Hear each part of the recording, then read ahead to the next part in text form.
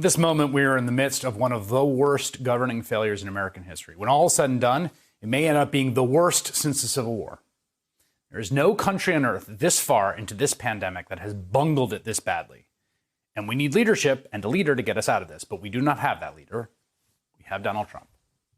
And from the very first day, this has been a terrible presidency. From the first moment, from the first speech, it has been terrible throughout, from his lawlessness and his incompetence, what he has done to immigrants and immigrant children, what happened with Hurricane Maria in Puerto Rico, which is a canary in a coal mine, for putting his personal interests ahead of the country's, which is what he was impeached for, the constant attacks on the rule of law, the disgusting, despicable bigotry, and on and on and on.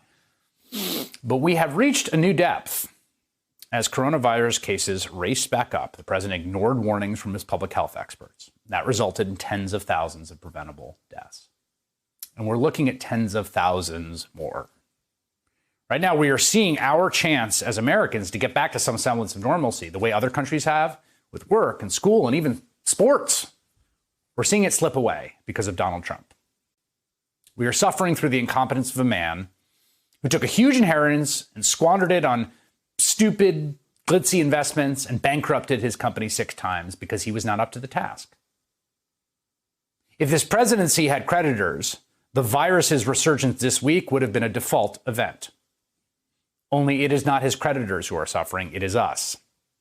It is the people who could have survived this virus. It is friends and loved ones in nursing homes, and the people on the front lines, and the ones working in meatpacking plants, and the ones serving time in prison.